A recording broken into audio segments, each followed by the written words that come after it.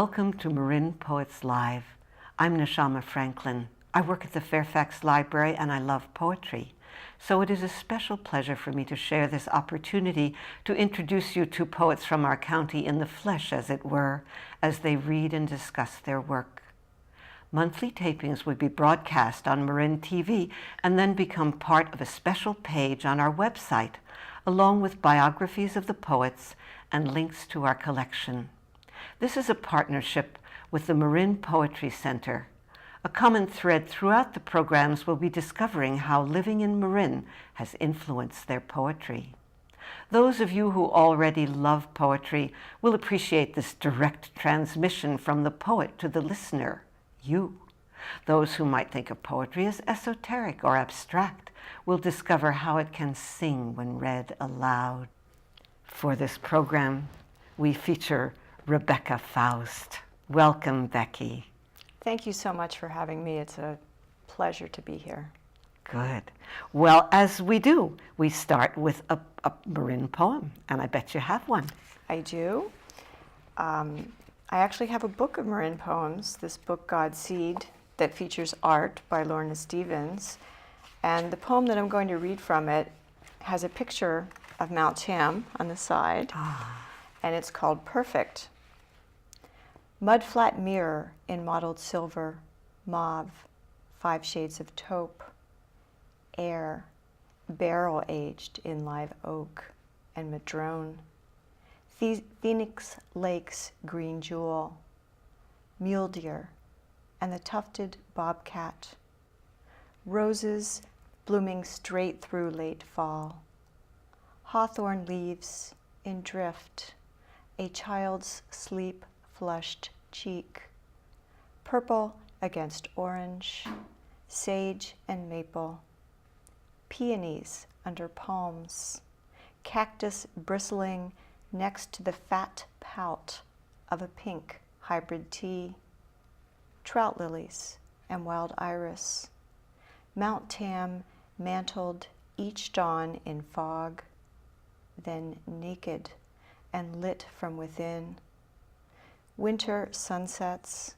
the sky a wound, the sky vivid and gashed, each day bound to the last with dark thread. That is so rich, because I love the way you start with mud and quiet and then kind of keep showing us more and more surprises. I forgot about the cactus on there. And there are so many delicious internal rhymes there. It's a really beautiful evocation of the fullness of Mount Tam. And indeed, it is perfect. What would you like to do next for us? I think I'd like to start with kind of an Ars Poetica.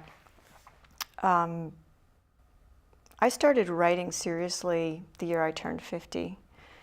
I'd been making those lists all my life, every 10 years, of what I hope to achieve by a certain date. And I noticed that on all of those lists, writing, being a writer, writing a book, was a recurrent motif, and it was something I hadn't achieved. So I started by taking a writing class at Book Passage. And this is one of the early poems that came out of that class. And it's called Awake. For 50-odd years, I was rocked to sleep, sucking my umbilical thumb.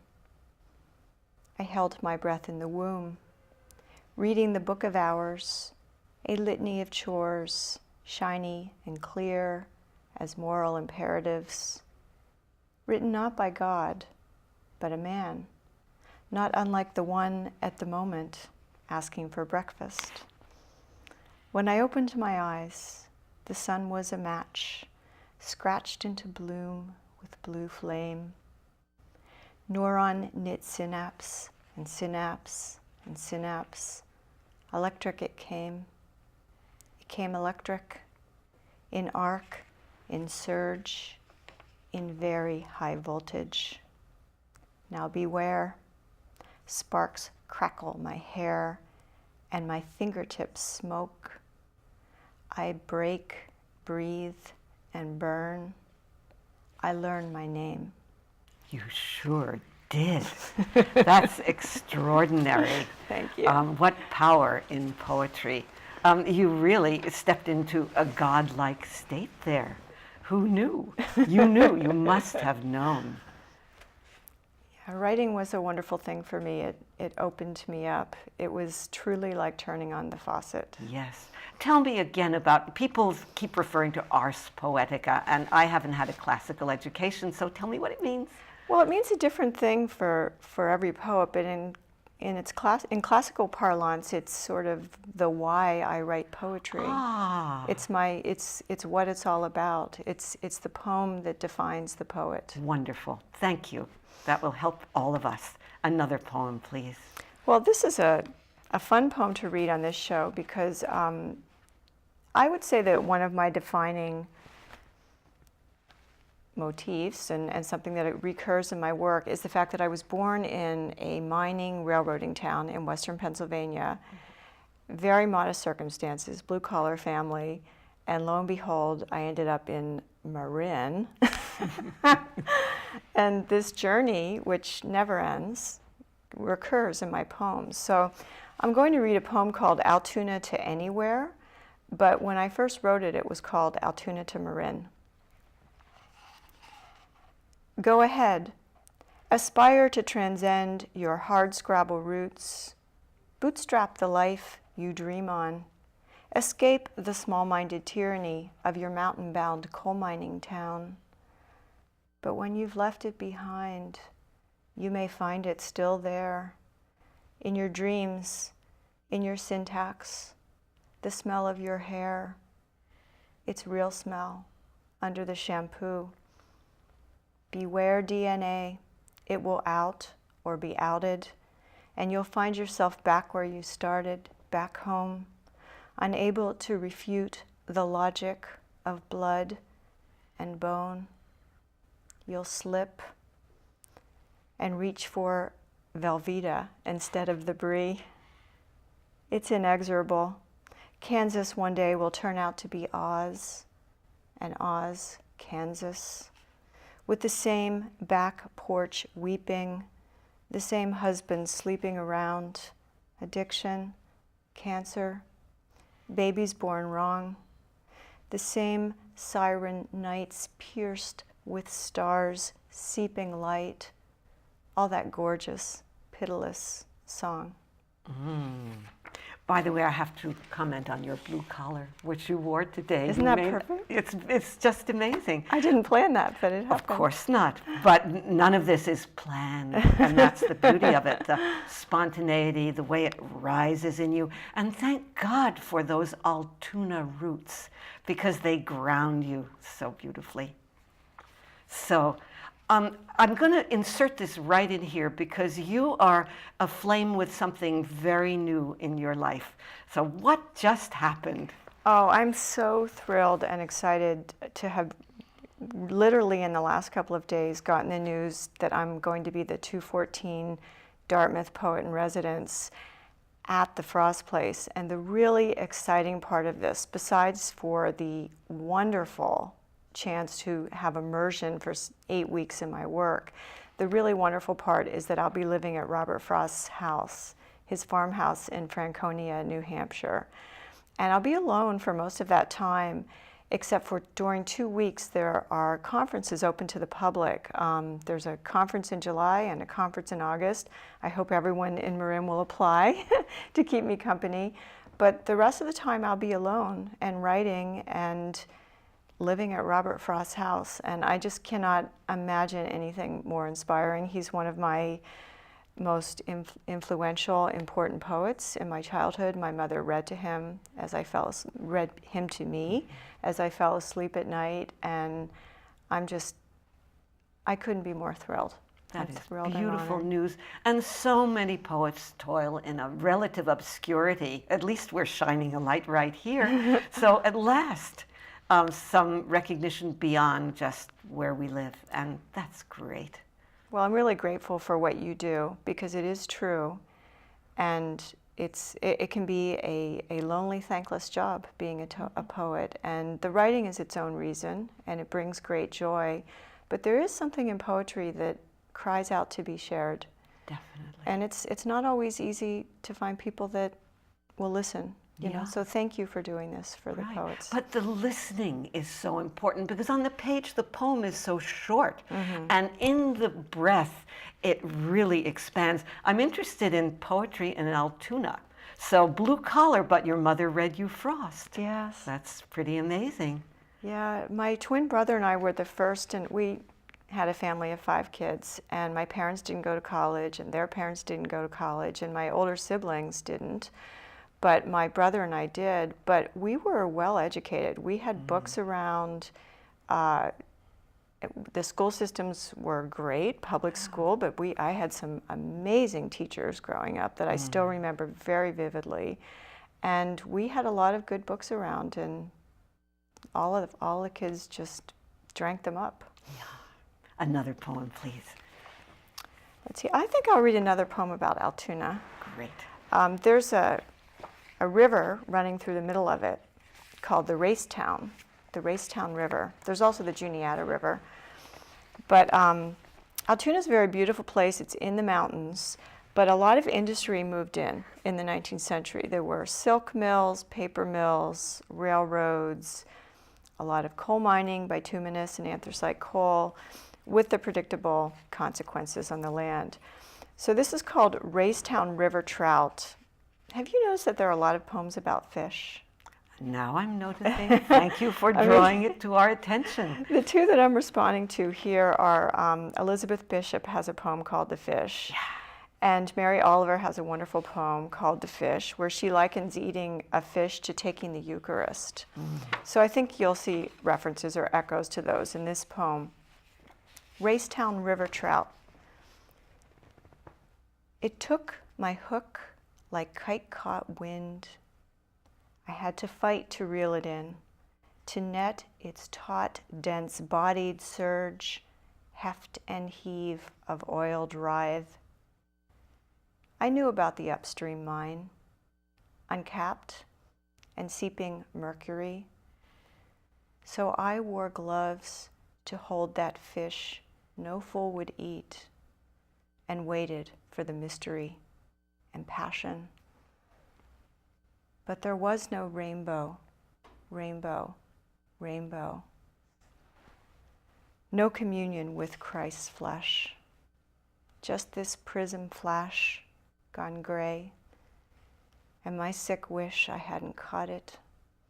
I wished I'd let the glitter get away. Very, very nuanced. And somehow the very first line seemed almost like a direct Frost transmission. So that's, thank you. That's, and from the glitter to the gray, and the paradox of beauty spoiled. It's just, boy, can poetry boil it down? Let's put it that way. Well, that was a sonnet, and for many years I was obsessed with the sonnet form. And it was a great obsession. It was like learning a language, and I found myself actually dreaming in sonnets.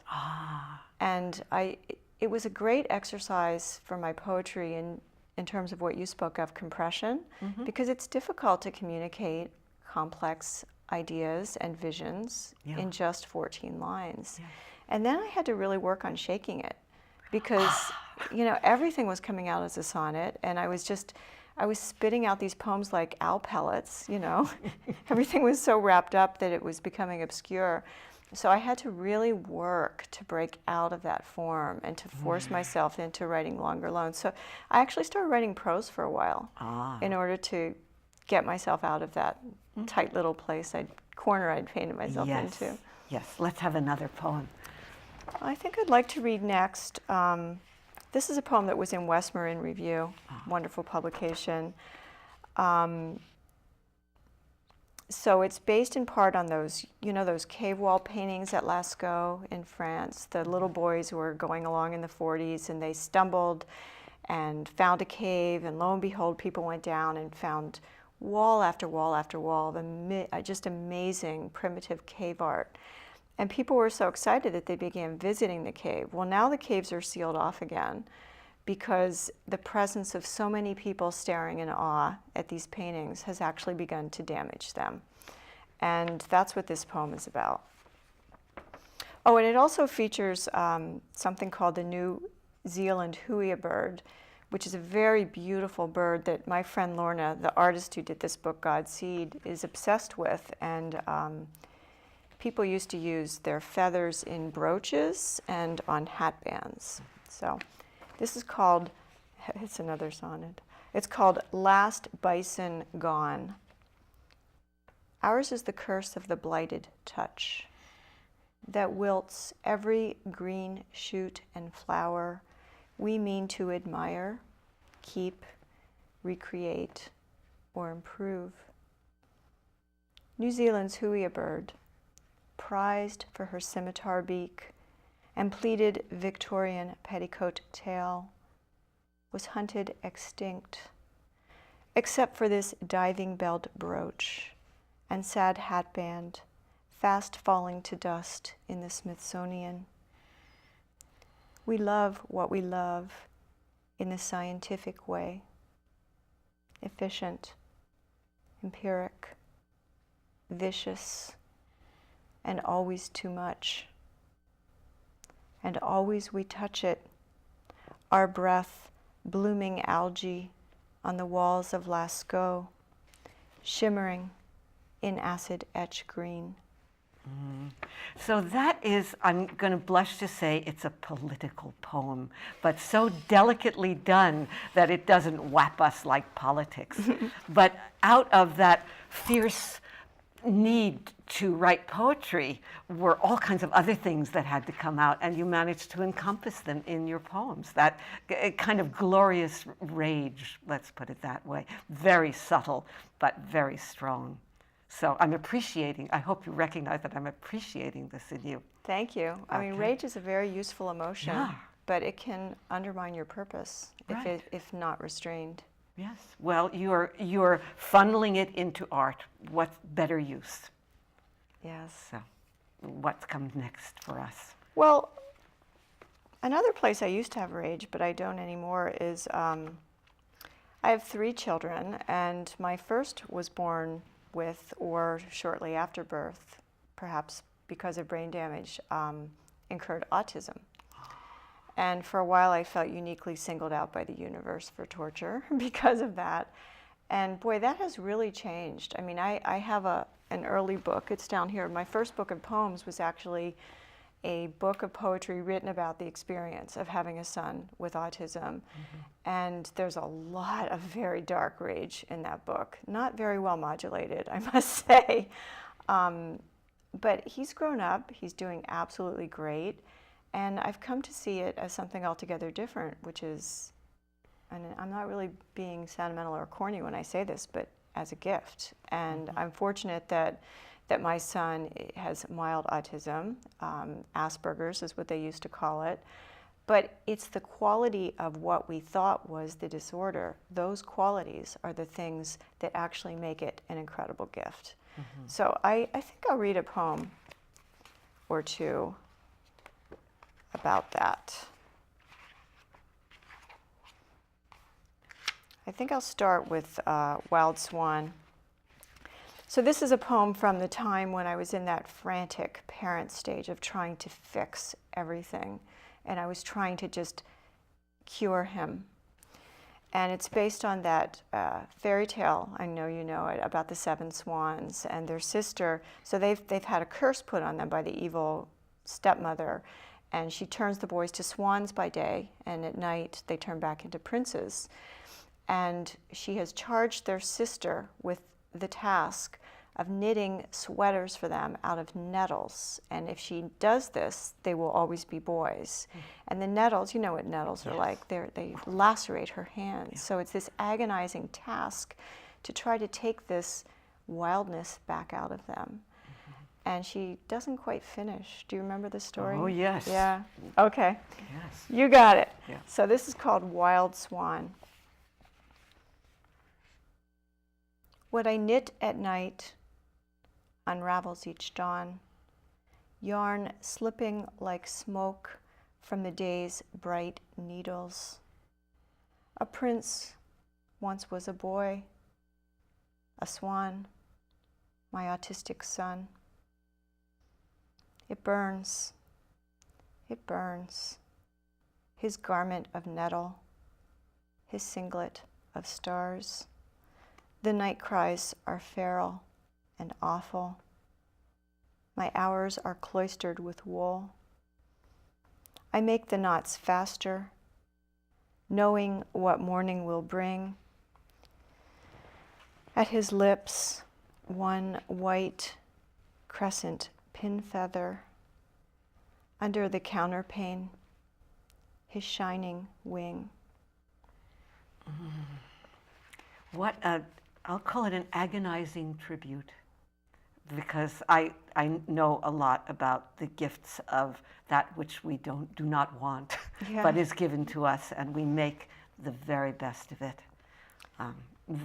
with understanding and compassion and deep sorrow.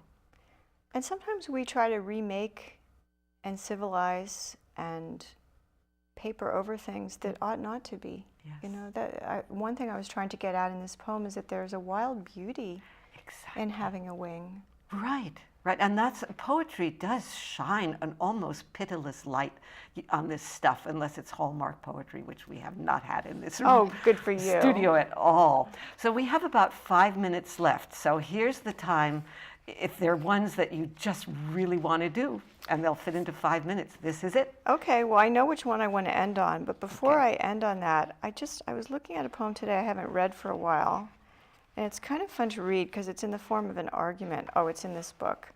And so I think I'm going to read it because I haven't read it for a while, and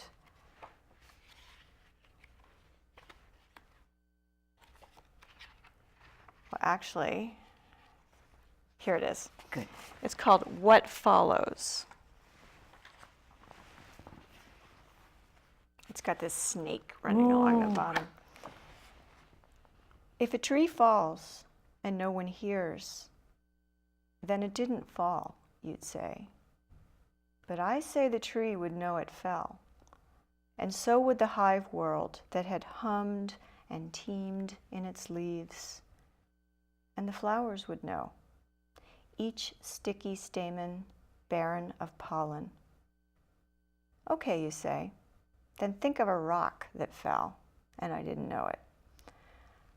Well, I see the earth's new crater, blades of grass bent, dust disturbed. Each perturbed molecule knows that rock fell. Okay, so it happened, you'd say, but not for me, not my reality if I didn't hear it or see it.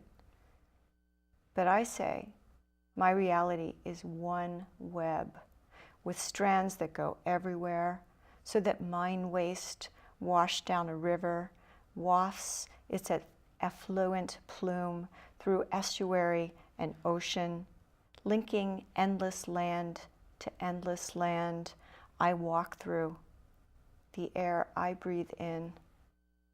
I never even licked that apple, but my heel still is stung. With original sin, it only begins. Oh, yes. I love the concept of web, which has shot through all your poems, the connection with so much more than just yourself.